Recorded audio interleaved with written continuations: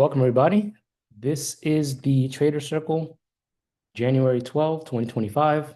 My name is Advent, and I am not a financial advisor. Anything that we go over in today's class is not financial advice. Trading does have its risks, so please do your research before you engage in it. For those who are new here, welcome. The Trader Circle is we have every second Sunday of the month at 8 p.m. Eastern Time, where you can ask me basically whatever you want so I can help you in your trading. Generally, I send everybody the Calendly link so you can tell me what you want to go over, but I was in a good mood and just put the link in the chat this time. Let me bring up some questions. Also, if you sign up through Calendly and you want me to go over your questions, you have to attend. If you're not here, then I'm not going to answer the question because it's only fair that I show up. You should be able to show up as well so we can get these answered. Let's see. Mariah is not here. Dwayne, is Dwayne here? I'm not sure if you have a nickname here or your actual name. I'm not personally seeing you in here. Benjamin, are you in here? Vishal is definitely not in here, I don't think. Shaqui is in here. You wanted to go over putting stop loss and take profits mainly on the phone as opposed to doing it on the computer. This is on Thinkorswim, right? Just to make sure that I'm on the same page.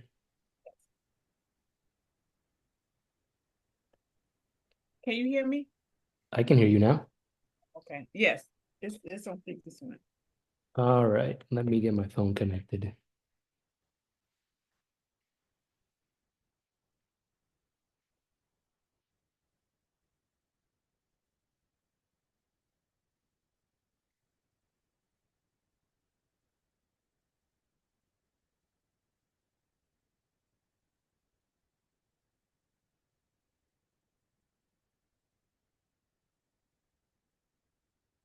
Right.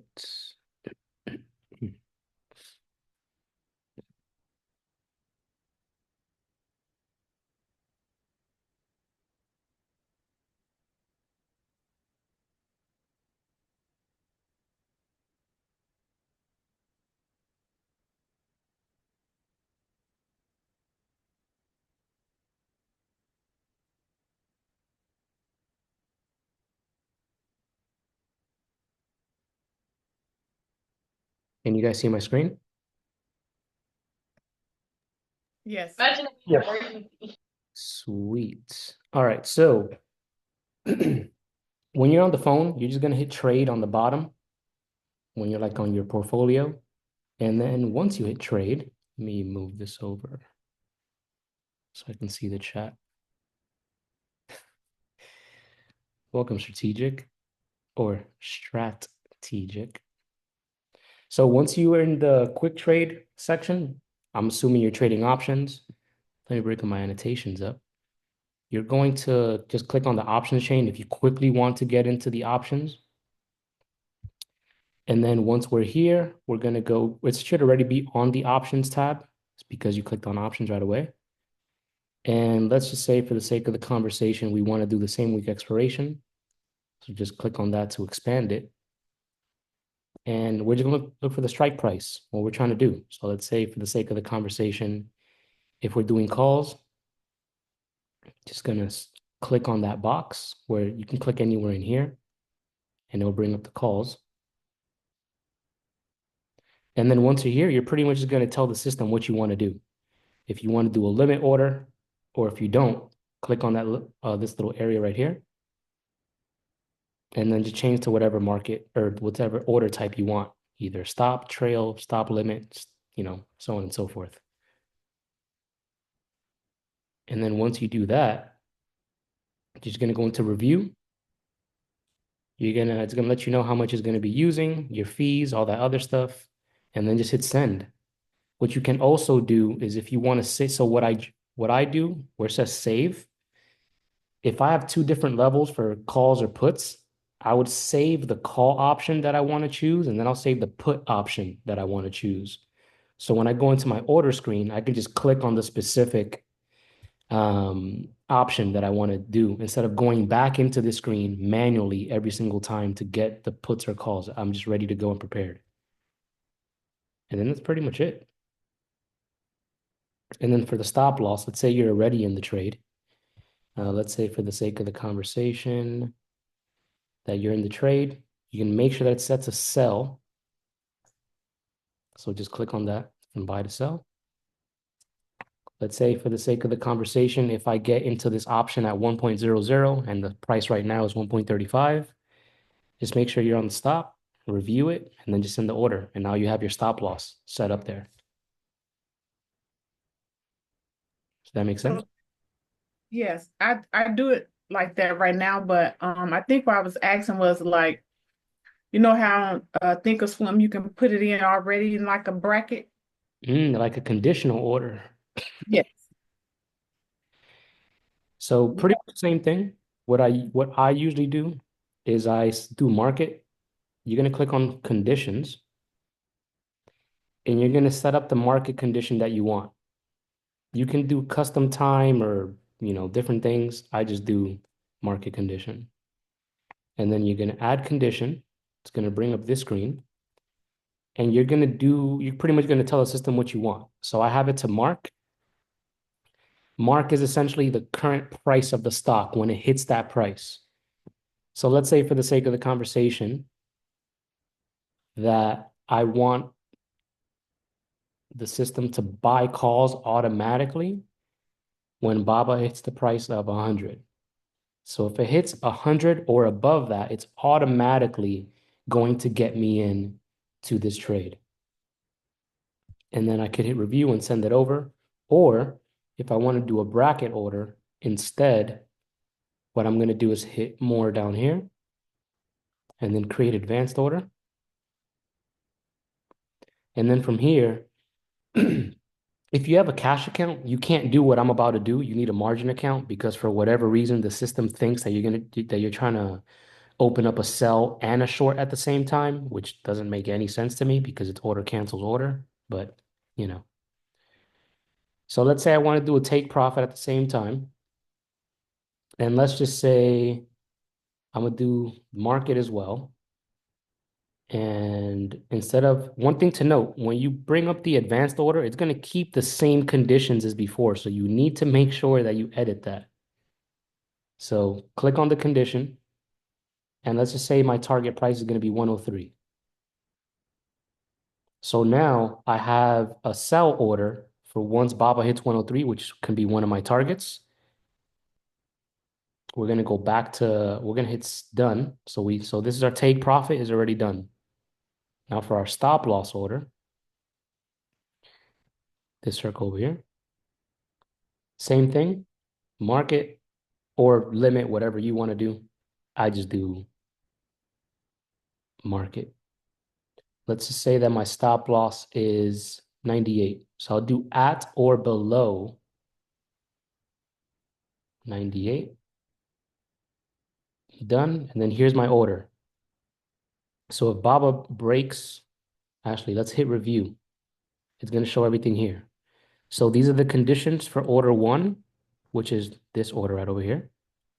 Conditions for order two, which is right over here, our take profit. And then our stop loss, which is order three, which is going to be right over here. So always make sure that you review the conditions that you have set because one time I set up to buy calls and it still had my at below level when I was doing the stop loss when I went to adjust it again. So instead of it going, instead of it buying calls above this level, it had at or below. So as soon as the market opened, it immediately bought calls without my trigger. So you always want to triple check the orders that you're sending through. Also, make sure that similarly, like I just mentioned, that when you're putting the order, that it matches exactly what you want to do. Because one time I made it so the take profit level and the trigger level were basically the same thing. So it got me into the trade and then it got me out automatically because I told it to take profit above, let's say, 100. So it got me in and it got me out basically immediately, which just canceled the trade, which was annoying because when I looked at the chart after I hit my target, I looked at the order status and realized that the trade never, it didn't get placed properly. So you always want to check on that when you're doing these conditional orders. Generally, since I like to since I like babysit the trade a little bit, I'll just do the first order just to get me in, and then I'll set everything else up manually. So I'll do another condition for take profit, stop loss, things like that. Okay, thank you. I think that's what I did. What you just said not too long ago about it got you in and it got you out immediately. Because I was trying to take profit off of IWM. It hit one of my, well, almost hit one of my targets, the first target, which Mhm. is 214.60. And I put it in and it wasn't even there and it got me out. I was like, but man, what did I do wrong? I've been So there. yeah, so I'll just keep practicing and getting Yeah, better with it. Thank definitely. you. Of course, always paper trade when you're doing something new because you don't Oh want yes, it's a paper trade. perfect. Sweet.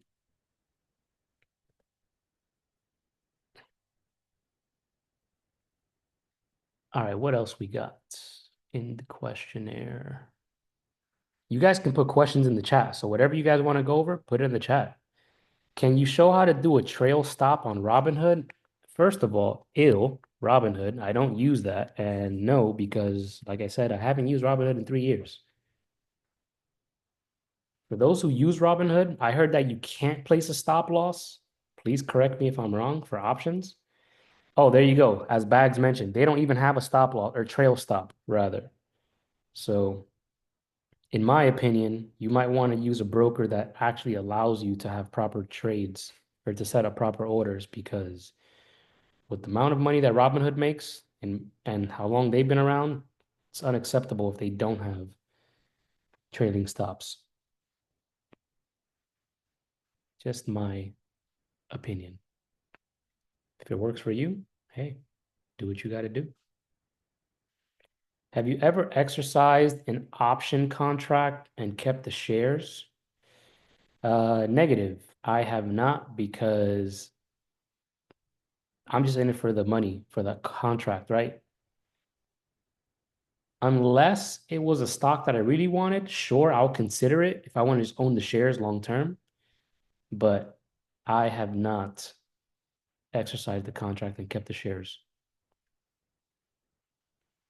Because something to note,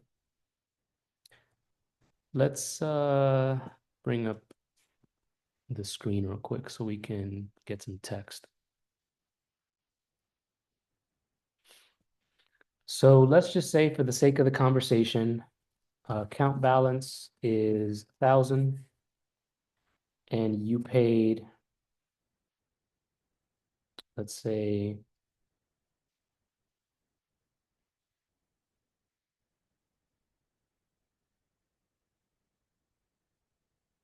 you paid,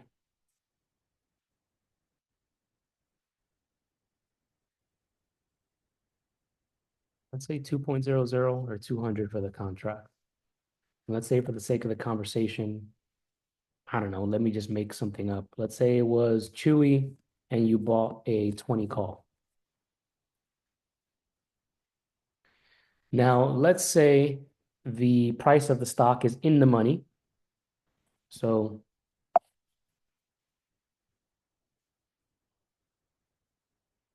price is in the money.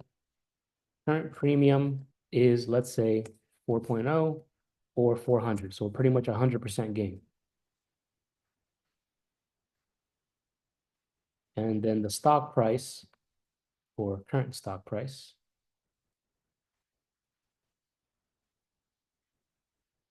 is 22 bucks. So let's say for the sake of the conversation that you want to exercise this contract that's in the money. If you exercise the contract, you need to pay for those shares. So you need at least $2,000 in your account to even exercise this, as opposed to just taking a $200 gain. So you need to deposit an extra 1,000 in the account to even exercise it. Because remember, when you exercise it, you're exercising your right to buy 100 shares. So you need the cash for that, right? If you don't, more than likely the broker is not going to let you exercise it, or they'll need you to come up with that cash, to exercise it. Me personally, I don't really care to exercise because the whole point of me trading options is to not have to pay the actual full price of the stock. Now, sure, you know, if I want to own the stock long term, maybe I'll consider exercising it. Who knows? I've never done that yet, personally. So also, if you were to exercise this, you'll just still make a similar gain of, let's say, $200, right? So you'll get the 200, the 200, the two, no, the 100 shares at $20, which is 2,000, plus whatever the current stock price is, and that's your gain. So you pretty much made $200 on this trade if you were to keep the shares instead. Generally, the option premium, maybe you might have gained a little more than whatever the difference is in value of the stock itself. But for the most part, I don't really care too much about exercising, at least not yet anyway.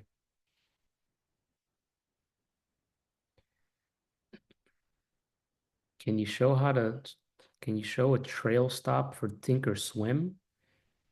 I'm going to imagine that you mean the mobile version as well. Let's bring up my screen.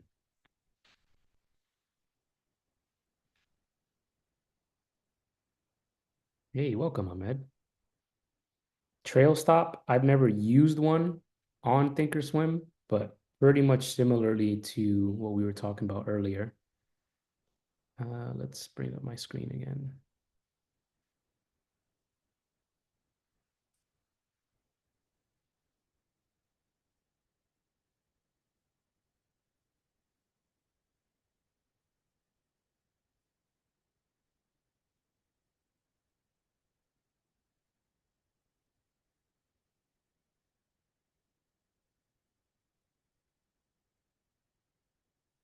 All right, so once you're in the trade, let's say you're already in the trade, you're just going to do a trail stop. And you're pretty much going to make the mark whatever you want, right? So if you want the contract to trail you, let's say every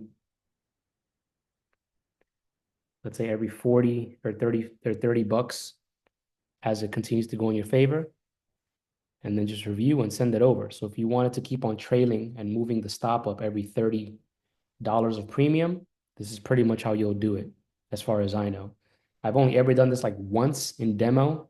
I don't really care for trail stops. I rather just manually trail my position, but definitely paper trade this because I can't give you full information on how this works here. But that's pretty much how you're going to do it, Kia. Just go into the sell screen once you're in the position for however many contracts you want, trail stop, send it, and then you're done.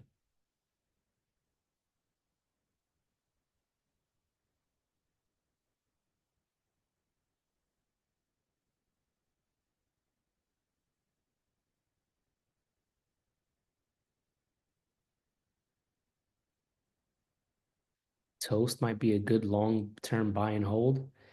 Maybe. I'm not too sure what toast is. Somebody just told me to look at it earlier, so that's why I have that chart up.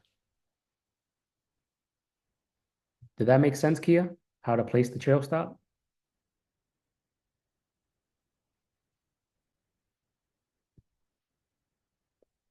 Sweet. Interesting. I definitely got to look into that. Thank you, Phil. All right. So, what is the next one? Where'd my chat go? I'm doing great, Ahmed. Hope you are as well. You want to ask about time frame continuity and uncoupling. If I am taking a trade today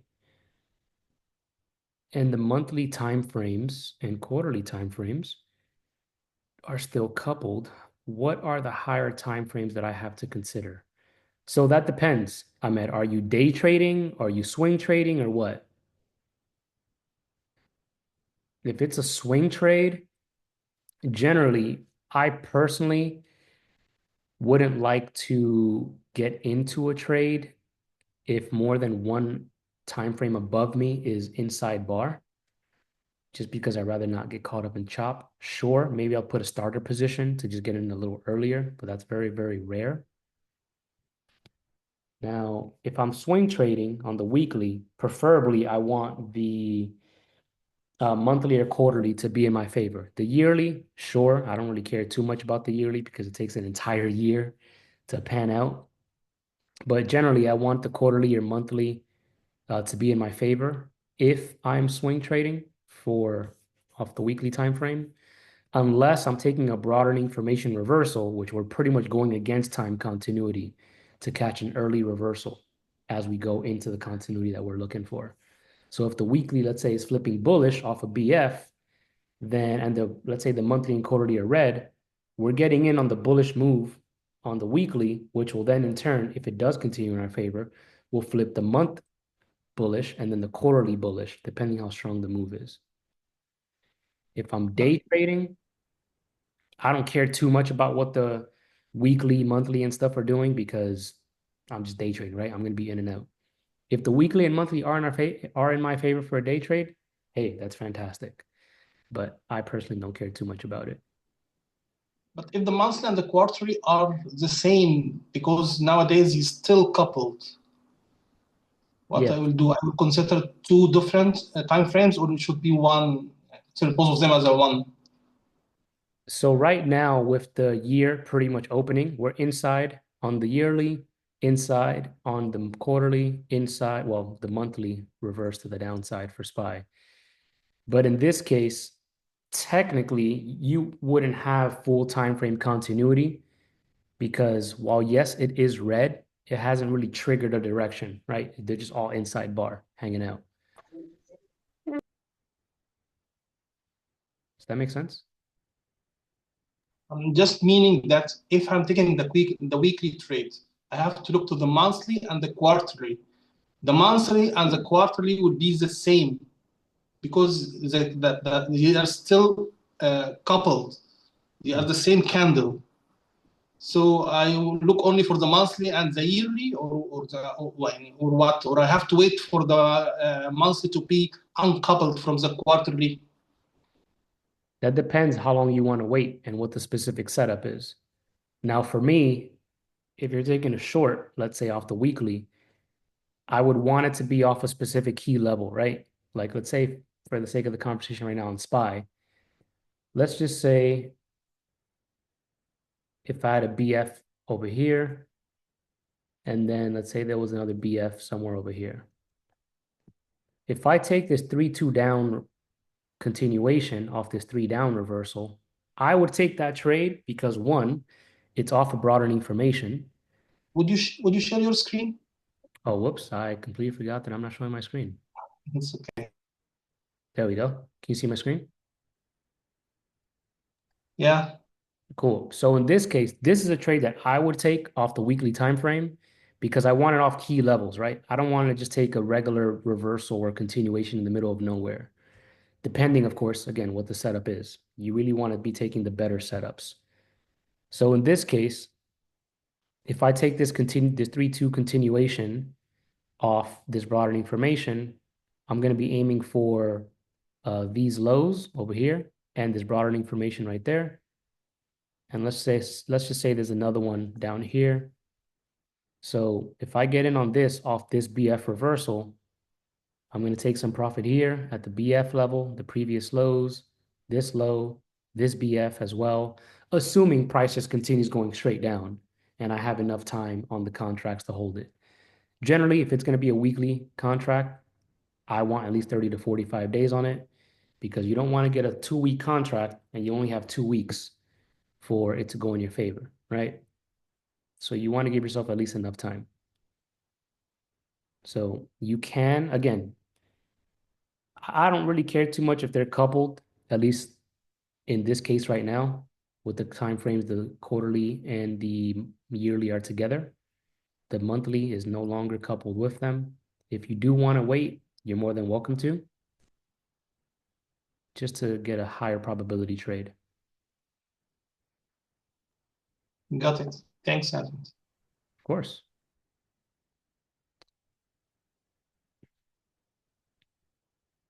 So yeah, just to recap, if I'm going to swing trade on the weekly, generally I want the monthly and quarterly to be in my favor. It's not required if it's going to be off a BF because I'm just catching the beginning of the reversal. And if I'm day trading, I only really care about what the 4-hour and daily are doing, depending on the setup that I'm looking at. Otherwise, to me, it doesn't matter personally. Joshua is new to the strat and trading options, been looking at SPY and noticed it's dropping currently. Any advice on picking contracts for this week? Sorry if this question is out of place. Well, that depends, Josh. Are you looking at a swing trade? Are you looking at a day trade? Or what? I don't swing trade indices, so I can't really say yes or no. If it's a day trade, just keep it simple. Stick within half its ATR. I either do at the money or in the money when I'm trading indices. So if SPY is at 580 and it triggers me in at 579, I'm going to use a 578 contract or a 579 contract, whatever's at or in the money, depending on the price. I also do not trade 0 DTEs for indices. I only trade 1 DTE or 3 if it's a Friday. Are you paper trading or are you live trading?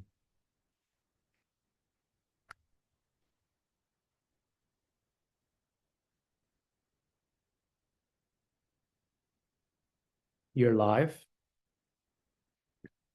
Here's a question for you. What's the win rate of your setups? Have you been consistent? Have you been consistently making money?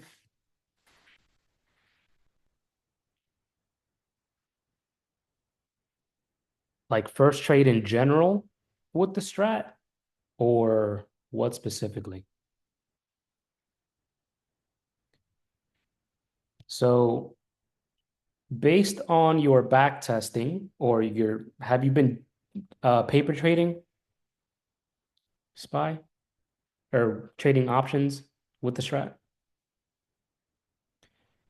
All right, so lesson for everybody that may be new, or if you're testing out something new, if you're new to something and you don't have proper data, you have zero business using live money, in my opinion. One, it makes zero sense to waste your money while you're learning something when you don't have proper data for it. I'm not going to go to school to be a surgeon and try to have surgery in a week from going into med school, right? You need to be there for at least 3 to 4 years before I'm pretty sure they let you operate on people. Then they'll probably let you operate on those dummies, not an actual live person. Same thing for trading. It makes zero sense to use your live money when you still don't understand what you're doing, right? So if I ask you, what are your best strat setups or models? What would your answer be to that?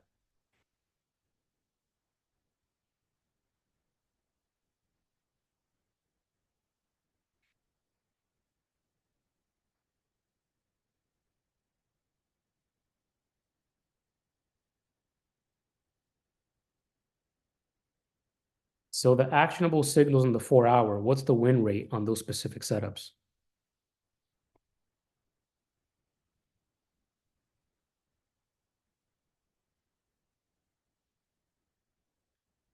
Based on your journaling, what's the win rate on those setups?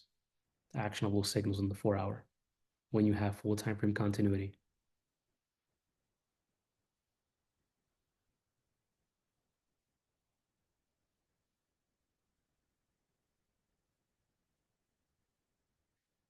So it sounds like you're missing a lot of information that's crucial to your success. I would not be using live money at all. And with the question that you asked me, hey, what's a good contract to choose?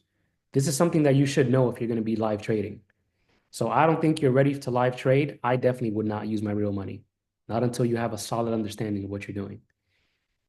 Because what I would rather you avoid, that people tend to not avoid, trying to speed up the process, is they'll use their live money, they'll lose the live money, try to make back their money, lose even more, and then now you get the psychological scars by losing a lot of money.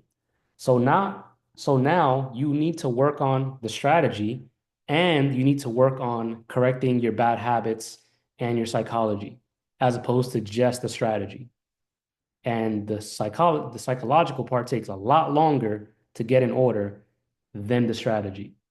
So I would rather you avoid that, and other people who may be new, don't use your real money if you don't have proper data. If you don't journal, if you don't have a proper risk management or know how much you're supposed to be risking on a trade, or know what specific setups you're going to be looking for, or even know the win rate, how much they make you on average, how much they lose you on average, then you shouldn't be using live money in the slightest.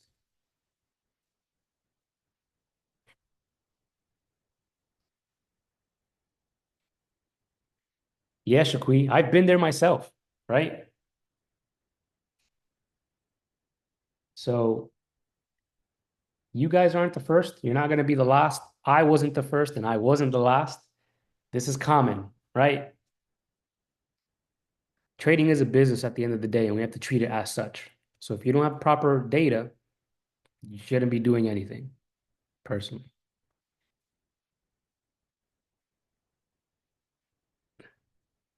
I'm going to make a video. I'll probably have it ready by the end of the month or early next month for um, I'm going to go over my playbook. So exactly how I do my playbook, like how to search for setups, how to collect the data, what data to collect, all of that stuff. I'm going to go over in extreme detail. I'll let you guys know when it's ready to be put out so we can all attend.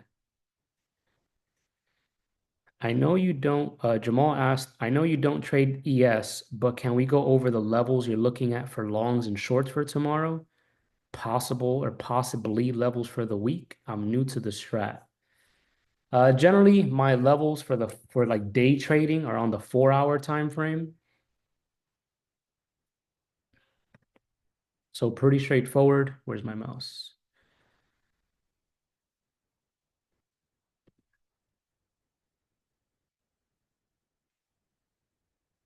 By the way, when you're trading strat, you use regular trading hours. You do not use extended hours. Per hour, Lord and Savior, Rob Smith. Rest in peace. So these are pretty much the long and short levels for the 4 hour. Long above 597.25, short below 5858. Weekly levels, pretty straightforward. Well, this is actually a new week. This is last week's high, last week's low, then the following week's low. Pretty straightforward. It's basically what we got right now.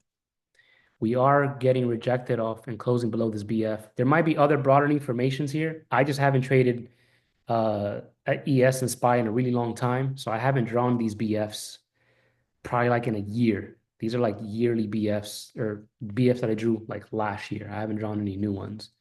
So there might be other levels that I have here or other BFs that I don't have. But pretty much the weekly level, just get the high and low of the previous weeks. The minis for RTY is RTY. The micros is M2K.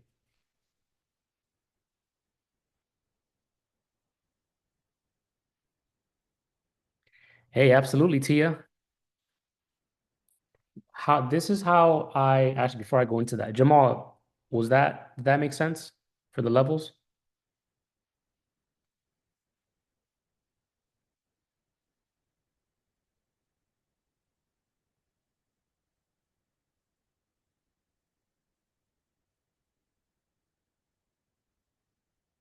QQQ. I don't understand the fascination with tech. I freaking hate tech. Even though I used to trade it for like all of 2023 for NQ. I did well, but once I discovered the Dow Jones and Russell, I divorced NQ and tech, never went back. And my life is a lot more relaxed and my blood pressure is a lot lower.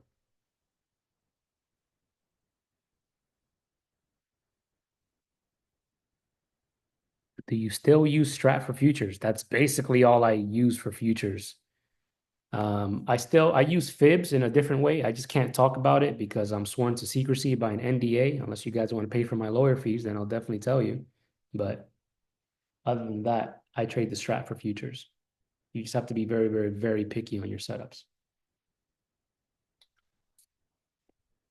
Because the way I see it is if you're trading SPX on options, you can just trade ES or MES on futures with no theta, and it's the exact same chart. Just my 2 cents.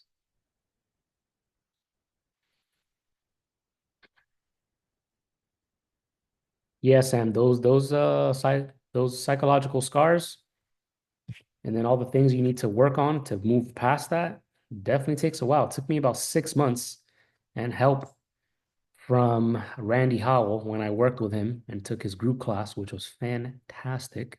Best $1,500 I ever spent. And some other people that I work with. So, like I tell you guys, if you're not ready, don't use real money. And again, this is just my opinion. I just always see bad advice. People are like, oh yeah, you should try using your real money just so you can get the emotions. I'm like, why are you gonna start using real money when you don't even know what you're doing? The emotions come later when you have your proper system. Once you know it works, then whatever comes up that messes you up, that's what you need to work on. Anyway, let me not go off on a 30-minute tangent. Yep, M2K paper trade for Russell 2000. It's super relaxed. So do you think IWM may be better to trade than QQQ with the strat for options? I wouldn't really say the word easier because some people trade QQQ very well and they don't trade IWM. The way I see it is more so um, I find Russell or RTY, IWM, stuff like that, a lot more relaxed than QQQ and tech because tech is super volatile. And I would rather be relaxed when I'm trading. So if it's easier, that's really up to the person. Somebody told me the other day that RTY was the most volatile of all the four major indices. I'm like, I don't think you've seen tech because tech is way more volatile than RTY. So is there a dark side to futures such as you can lose more than you put up on a single trade? Yes and no. So let me bring up margin requirements real quick. So short answer, yes, you can lose more than you have in your account, but that is very rare and pretty unlikely that it will happen because the broker or the platform that you're using is more than likely going to liquidate you before that happens. Let me bring up my chart or my screen real quick. All right, so let's look at MES right here. So for MES, if you're going to day trade, you need $50 in the account to day trade one contract of MES. Now, the initial margin that's on the right side, this is how much you need if you want to swing trade MES. So instead of having only $50 per contract, you need 1606 per contract to swing it overnight. Now, generally, it's usually best to have 3 to 4 times the amount in your account for how many contracts you're going to trade. Because if I buy one MES contract and I only have $50, If that trade goes against me by one tick, the broker's going to liquidate my position because I don't have the margin anymore to be able to afford that contract. Whereas if I have 150, then sure, yeah, I can go under and I'll be fine. Now, generally,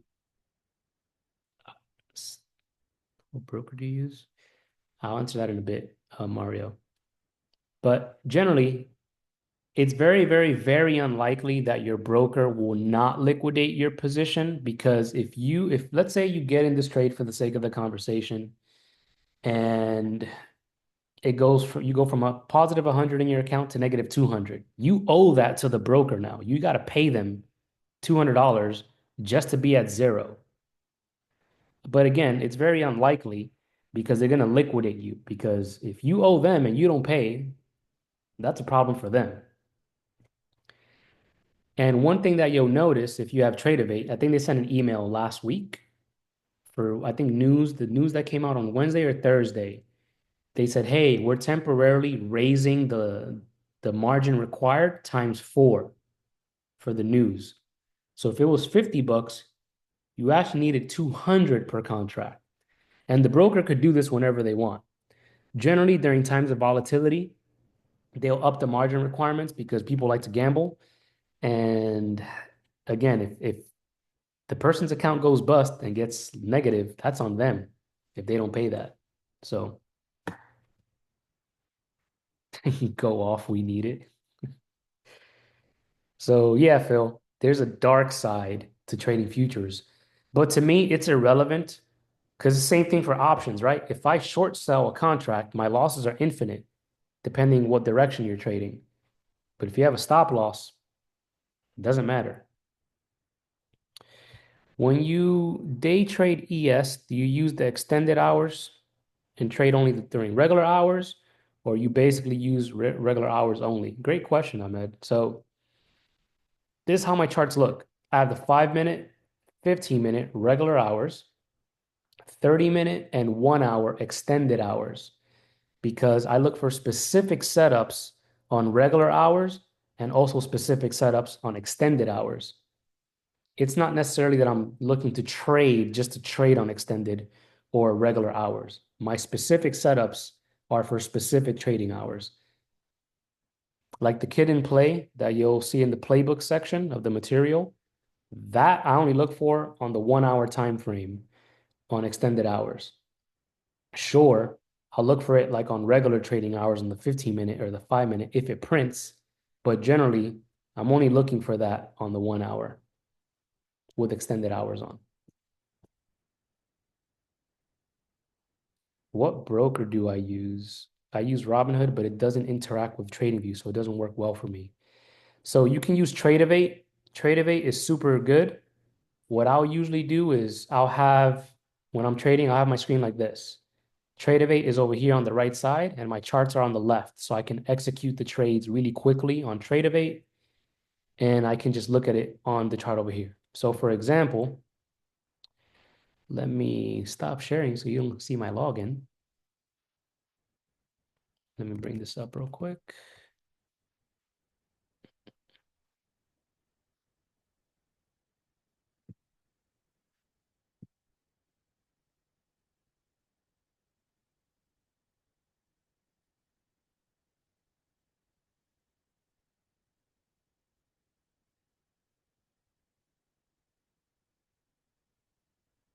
All right, what's my password? Because I forget that I need to use it automatically on TradingView. Give me 1 sec.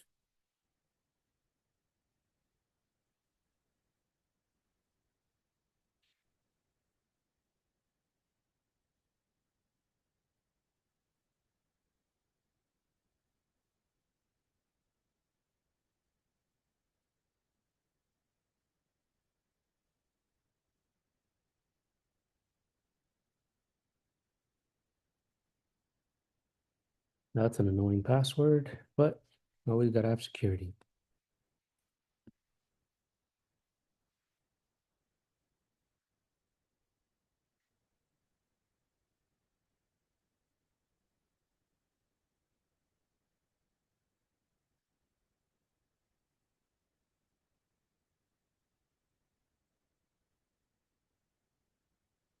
All right, we're back in business.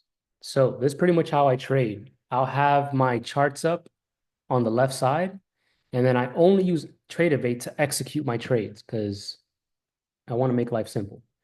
So we can see here that I can simply just click on the chart, and if I want to buy limit, send that order through. And then it mirrors on TradingView if you want to have it there. That way, I don't need to babysit the trade.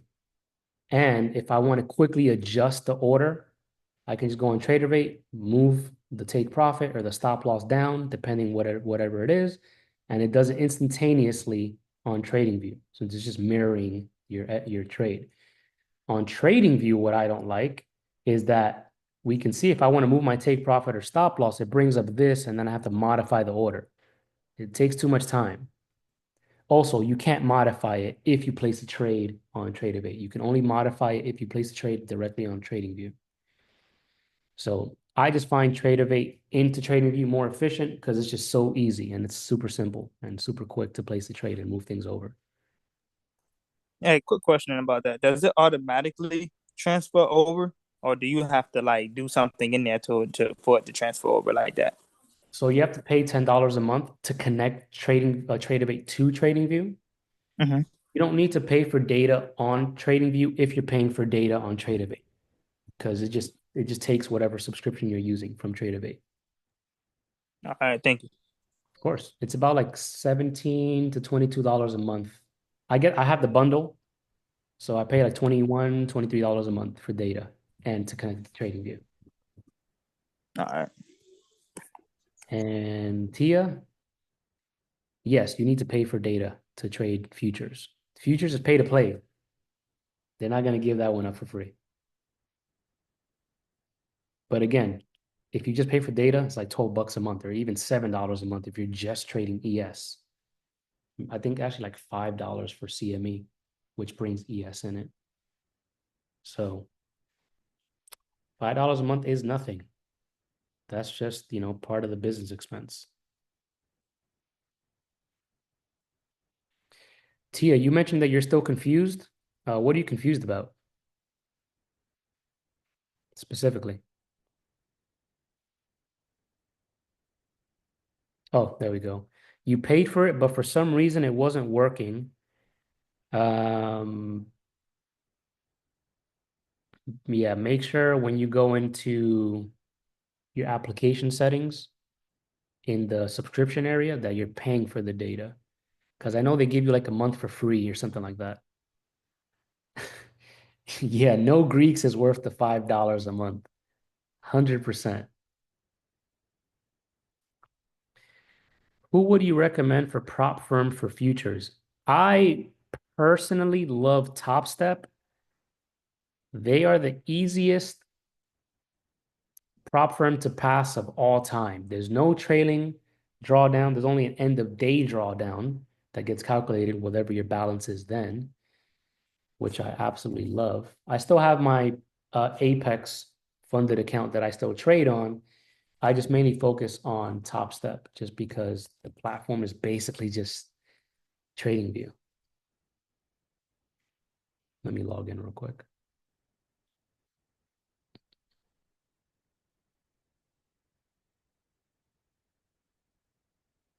And you can have like trade copiers. So I'm copying 3 accounts at the same time. So if I make $200, I really make $600,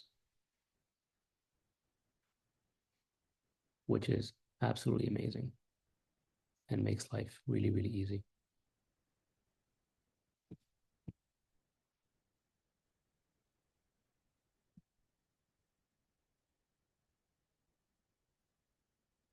But yeah, Top Step, highly recommend. Super easy, super simple. Have you ever sold options? Absolutely. I sell options all the time. I love selling premium. Advanced ones like iron condors and butterflies, absolutely not. One, I don't fully understand them and how exactly they work. Just selling cash secured puts or covered calls works fine for me when I'm selling options to collect the premium.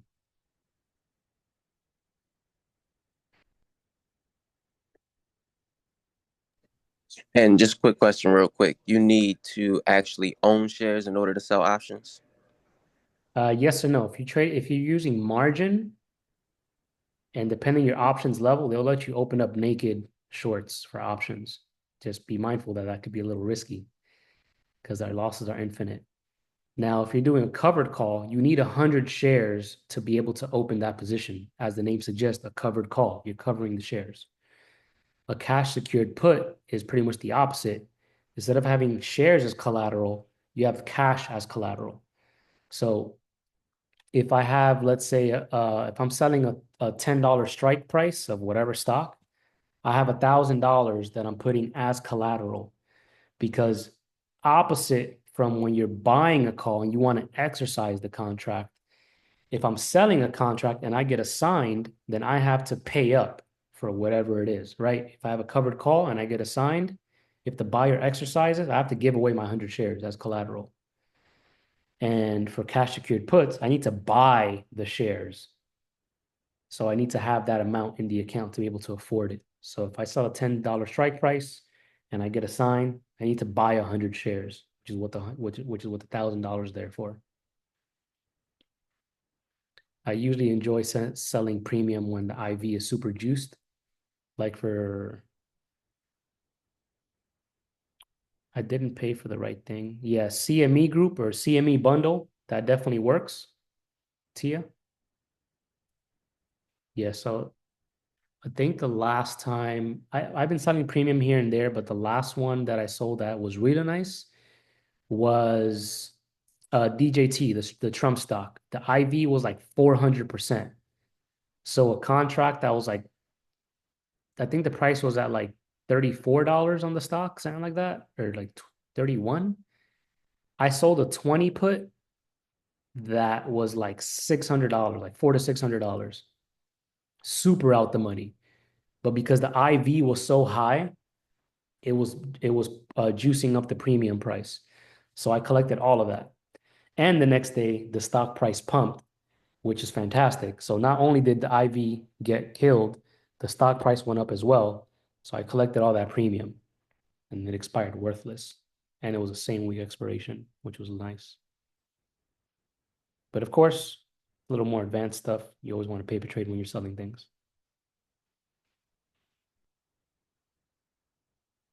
Yep, make money both sides. Because when you buy an option, somebody's selling it to you. When I'm selling premium, I'm the seller and somebody's buying it from me.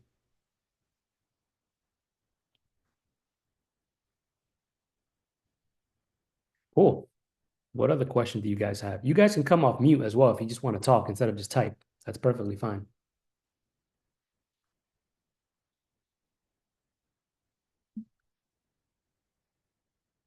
Not necessarily that you get paid twice.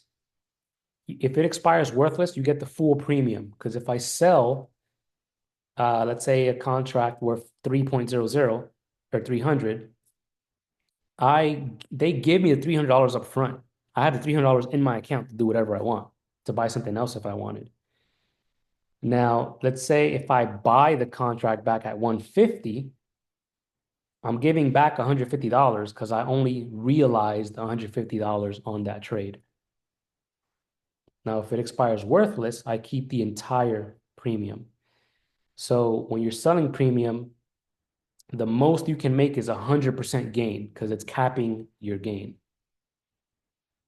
As opposed to when I'm buying options, my profit is unlimited depending what direction you're trading.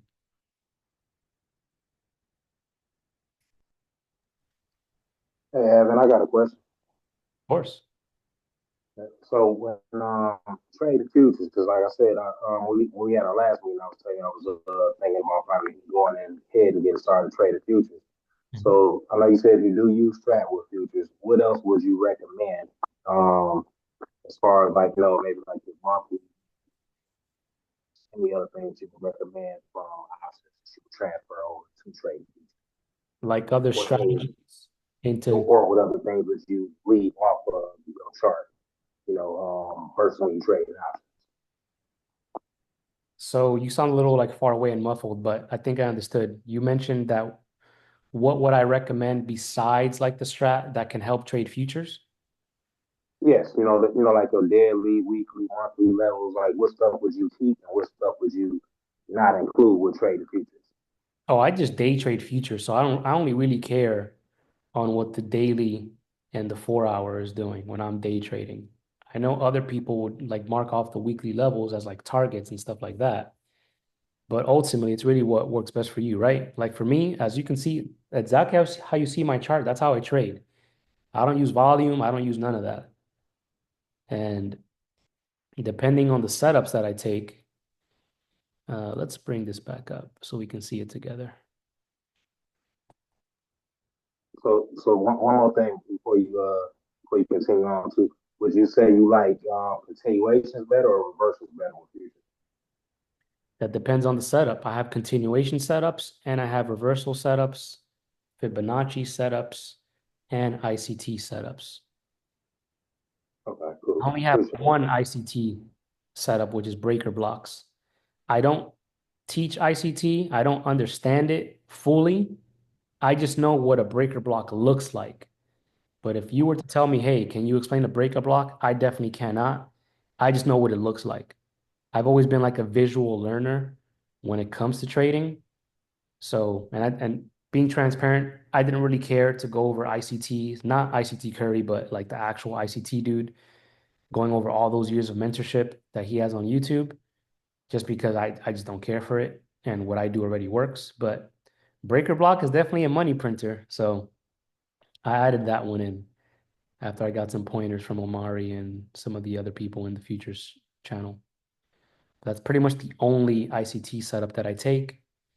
And then I only take three continuations, either a 4 hour continuation for options, a 15-minute orb for the Momo hammer and shooter setup. That's the only continuations. Generally, I prefer reversals just because I'd rather be in the beginning of the move as opposed to in the middle of it or near the end. But a lot of this you're going to discover from your journaling practice. Based on my journals, I did really well with my reversal trades, so I incorporate that into it. So in your case, just keep it simple at first, right? If you want to expand, go for it. You can literally just trade TTOs and you'll be profitable. Trading isn't difficult. Just got to simplify it. I just like variety, which is why I have these setups, right? Like my first setup of the day is the 15-minute orb. If that doesn't work, then I'm going to wait for the TTO, W, or any of the other setups that I have. If I miss the W, or yeah, if I miss the W, I have the W retracement as a potential backup. So I have like backups on backups on backups, right? Oh yeah, backs TTLs off BFs, mega money printer, super easy money. Because not only do you have the TTO for Confluence, you also have BFs for Confluence as well. Definitely love when those line up correctly.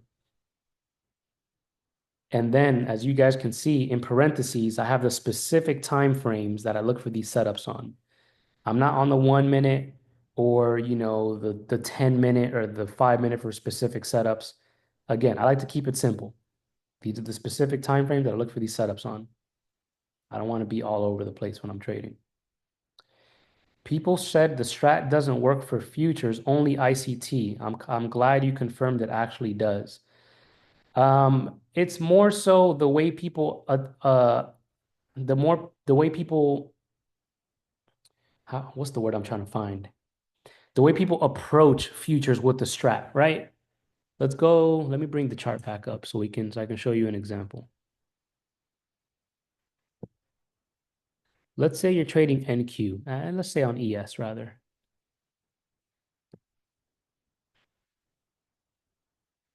Let's just say for the sake of the conversation, you get in on this it goes two up bullish reversal. And let's say your stop loss is under this candle. And then let's say your target is this BF. If your stop loss is 11.75 points, that is almost $600 loss.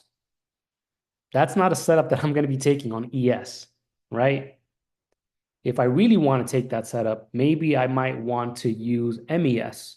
So if I use 5 MES as opposed to 1 ES, I will only lose $300. So you can adjust your position size using the micros as opposed to the minis.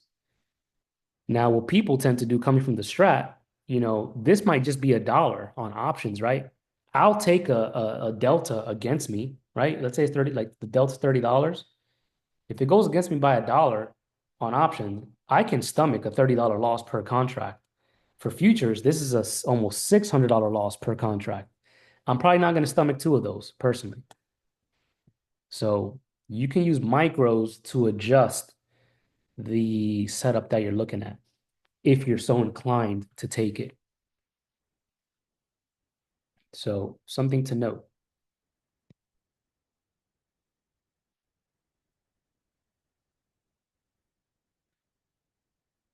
And the way I approach futures, besides like what Trust taught me with using fibs, I'm like, all right, people want me to teach them how to trade futures, but I can't teach them the way I do it. So let me actually spend a lot more time using the strat on futures. So I'm like, all right, let me pretty much trade futures how I trade options. These exact same setups that I showed you guys earlier is the exact same setups I look up for on options. I'm just translating it to futures because it's all price action anyway, right? You just adjust your position size based on whatever you're willing to lose. Pretty straightforward. Which strat indicator? Yeah, the strat assistant.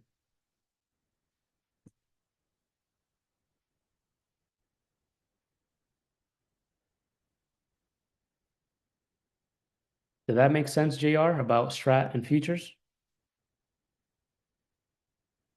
Now, ICT might be more efficient, right? Let's say there's like an ICT entry and like near this bottom of this wick, they're going to get in way earlier than we do compared to strat. Again, I just like simple. The strat works for me for futures. You're more than welcome to incorporate other things to it. If that does help, just don't overcomplicate it. Keep it simple and you'll be fine.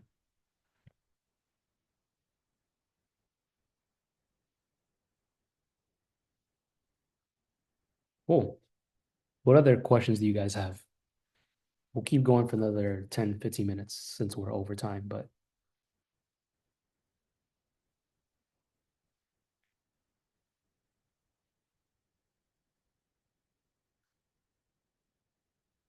any questions at all? Now's your time. This is free group coaching that I give you guys once a month. Take advantage. Unless you want to pay for a session. I'm never opposed to that. Do they day trade in the DR? The Dominican Republic?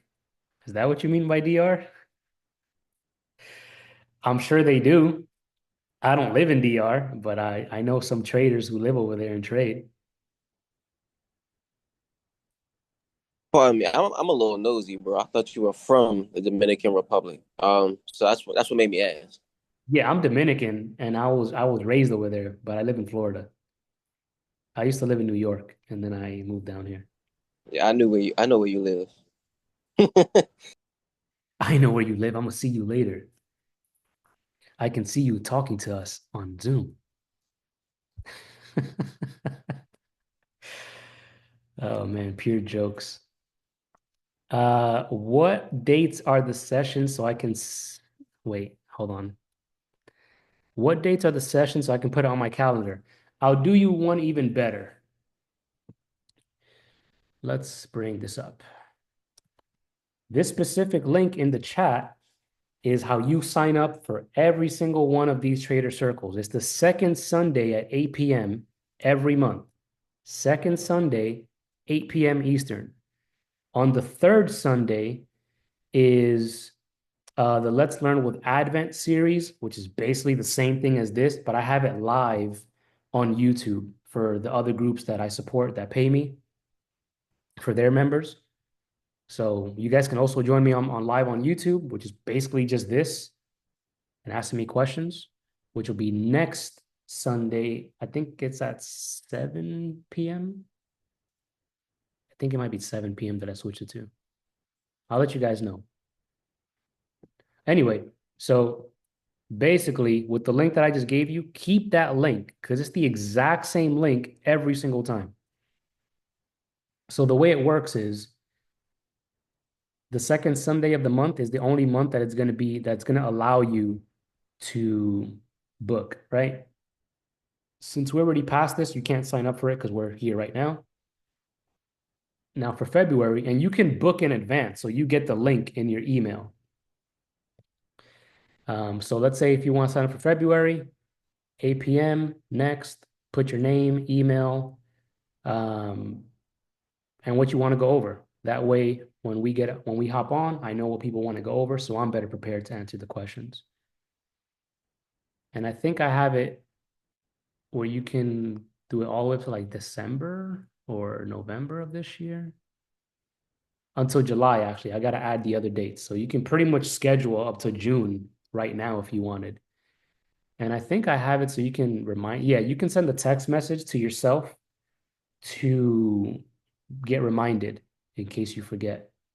I'll add an email reminder as well for people who don't want to put their number, or for people who are like overseas.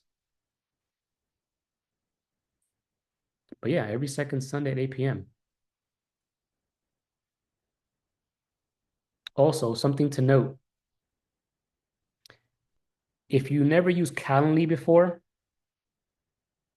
when you sign up, you're going to get a confirmation email that's going to look something like this.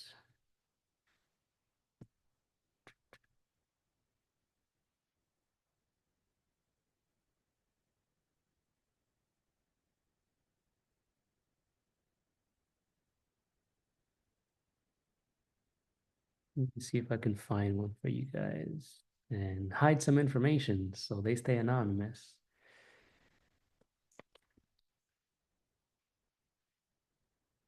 I'll use this one as an example. So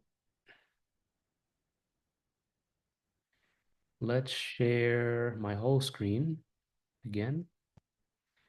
So over here, in the confirmation email that I'm going to receive and that you're going to receive, towards the bottom, it's going to say attendees can join this meeting from a computer, tablet, blah, blah, blah. This is the link that we're all going to use. So when you're like, hey, Advin, can you send me the Zoom link? No, I'm not, because it's in your email. If you don't see it in your main inbox, you got to check your junk or spam, because if you never used Calendly before, it might be flagged as spam. So keep that in mind. Cool. How do you get in touch with me? Mario, send me a DM on Discord, or you can use this link that I'll put in the chat if you want to talk.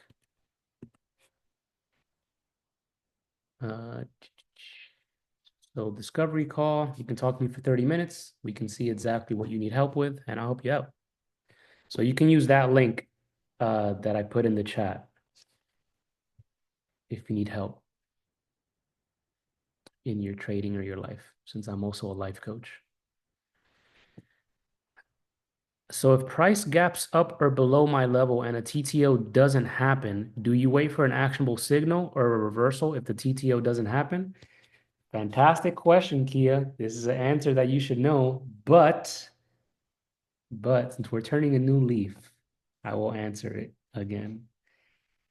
If price gaps up from my entry and there's no TTO and there's none of my other setups, I don't do anything because there's nothing to do, right? If your setup isn't there, you don't do anything. Pack your bag and go home. Come back tomorrow. Can we go over TTOs real quick, just one time on the chart? Definitely. Our 1, 3, and 2, 3 candles are considered strat setups. Well, I wouldn't really consider a 1, 3, 2 or a 1, 3, 3 or a 2, 3, 3 or 2, 3, 2. I just look at it as a 3, 2 because the first set doesn't really matter. So our 3, 2, 3 2s, Are 3-3s considered strat setups? Absolutely. You basically trade them like any other strat setup, right? So over here, it went 2 up, then it went 3 down. I'm just getting in on the 2 down as soon as it breaks the low of the 3, like a regular strat setup. It's basically it. Now, let's say if it goes 2 down and then comes up and goes 3 up, same exact thing. I just take the 3 up in and of itself. The 3 candles, though, the stop loss I use is 50% of that 3 candle as my stop loss. Does that make sense, Ahmed? Yes, thank you.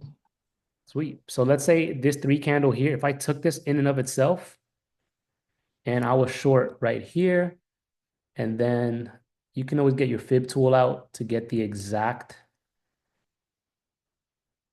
50% level. That way you're just a little more organized. And then let's say I'm aiming for this low.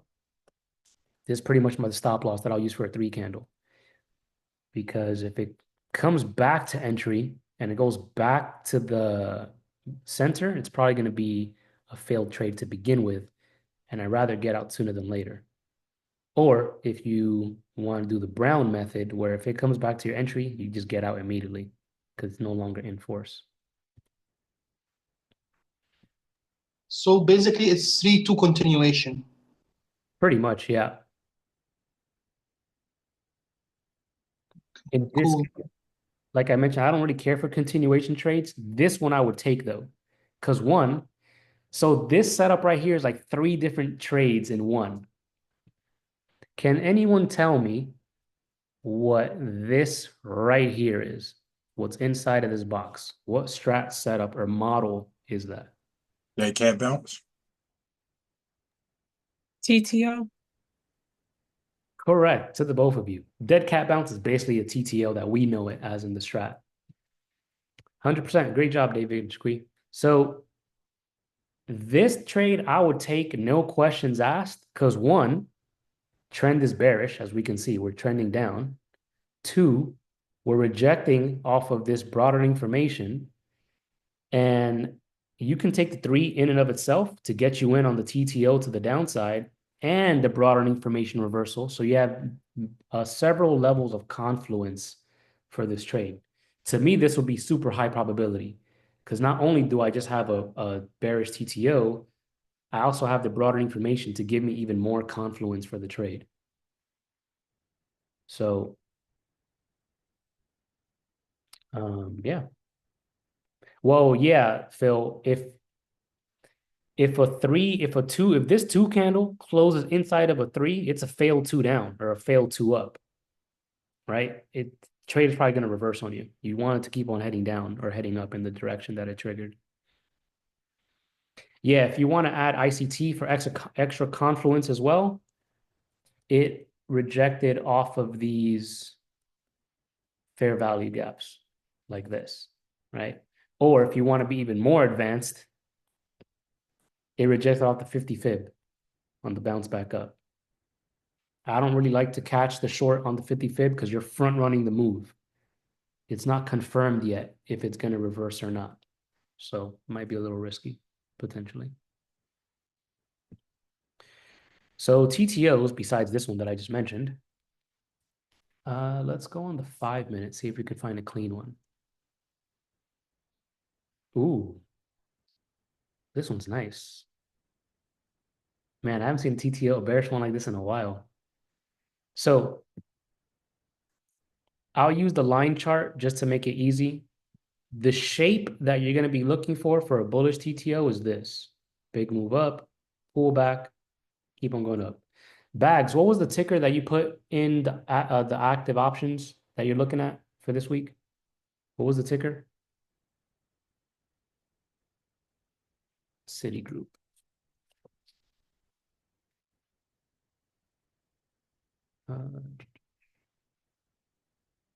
All right.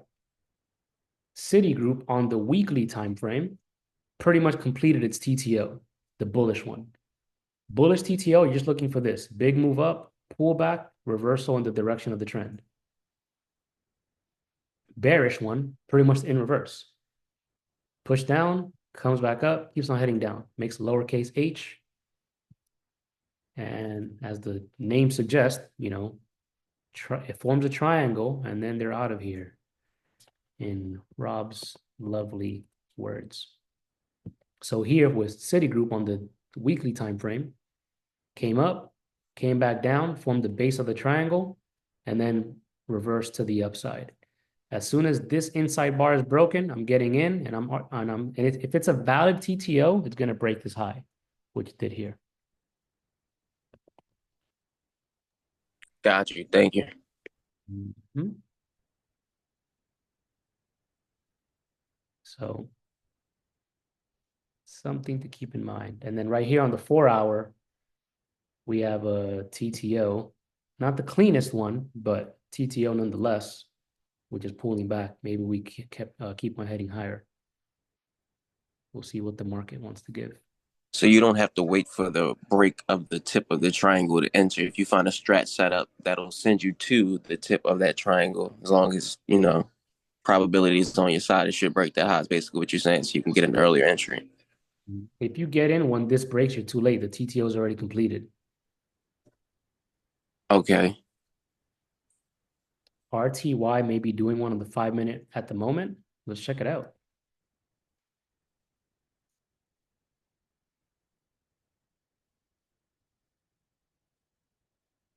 Yeah.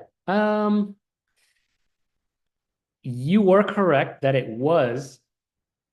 What I don't like is that it reversed back to the upside. Generally, TTOs should go two down, two down, two down until it breaks that low. Sometimes it'll do this, like it'll reverse and it won't break this high, and then it'll get killed down. But yeah, pretty much. It formed the potential one, but it reversed to me, so I'm not confident. I wouldn't be confident in it personally to complete. But yeah, good eye. It did one like right here. Not the cleanest, but one nonetheless.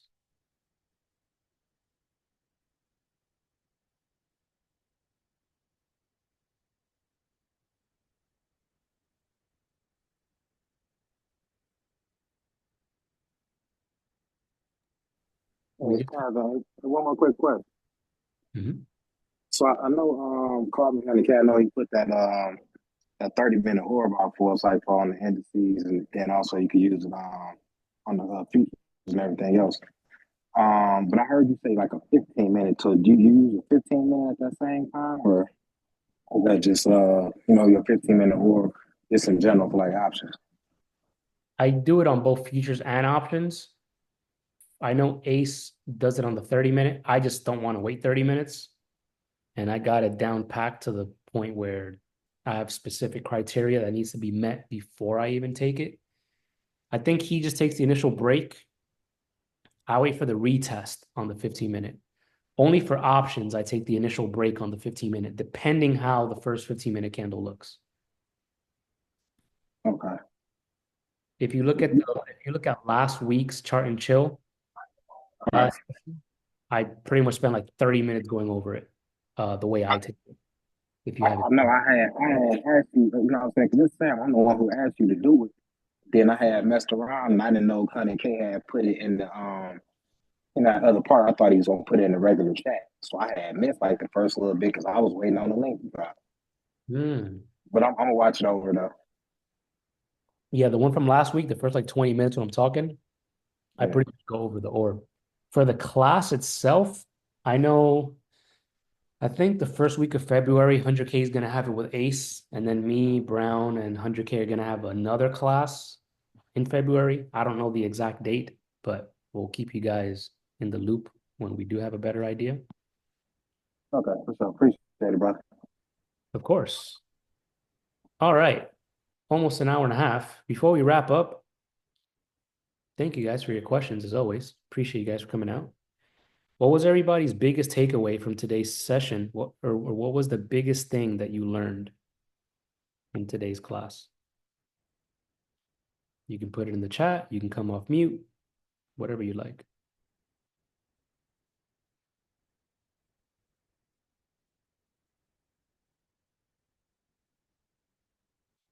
If you go into the,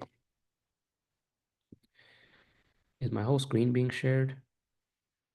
If you go into 100K's group, if you're in my group, you'll find it in the Zoom training replays channel in the educational center. In 100K's group, if you go to the futures chat, if you go to the pinned section, actually, do I have it there? No, yeah, in the pinned section, you're gonna look for, there's a post that I put. There we go. You're just gonna pin messages, go to this specific link. I have the playlist for all the chart and chill sessions. So if you click on this link, it's going to give you all the chart and chill sessions. Something to note, all of these classes are private. So if you're not in my group, you're not in 100K's group, I would prefer that you guys, respect that because people are paying to be in these groups to get this content, to not just share it out in the world publicly. Because I'd rather not set everything to private where you have to give me your email now to access it. I just like to keep it, uniform and easy for everybody to access.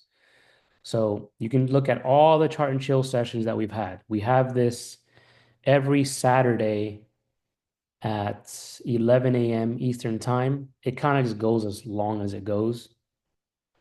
Some sessions are an hour, some sessions are 2 hours. I think the longest we've had is 3 hours, this one over here.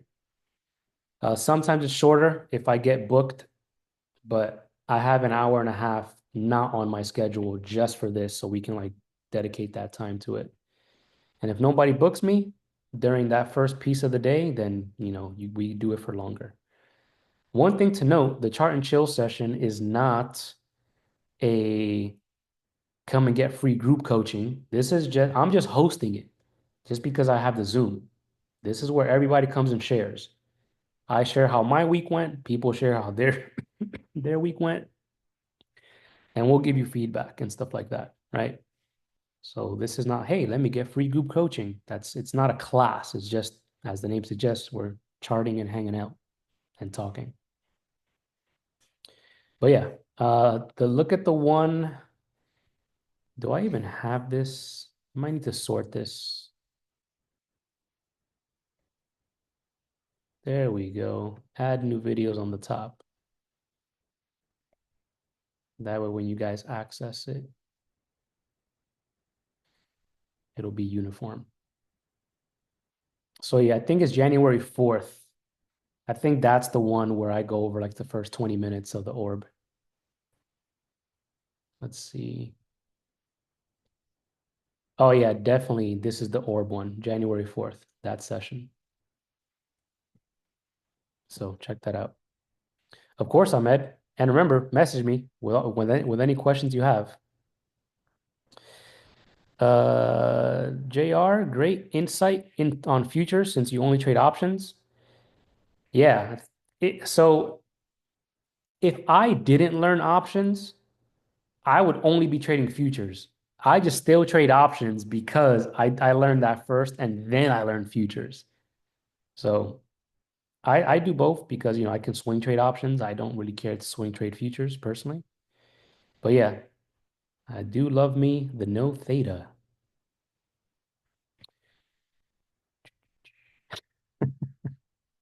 Definitely less stress, Shaqui. 100%. TOS mobile stop loss and the psychology. Yeah, 100%. Very, very important. Definitely glad that you learned that. Any other big takeaways that anybody else wants to share before we wrap up and enjoy the rest of our Sunday?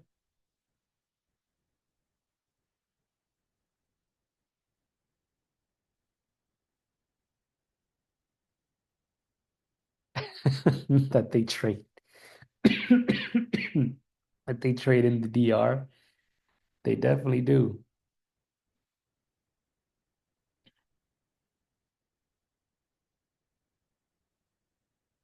Hey, of course, JR. Sweet. I'll see you guys on Tuesday for live trading at 9:15 a.m. I dropped the link in my group in the futures channel and in 100K's group in the futures channel at 9:15 Eastern time, Tuesdays and Fridays. So I'll see you guys then. Later, y'all. Have a good night. Oh, before I forget, the recording for this is going to be put on the YouTube tomorrow at 12 noon. It'll like schedule or be scheduled for that time if you want to see the recording. So anyway, I'll see you guys. Good night.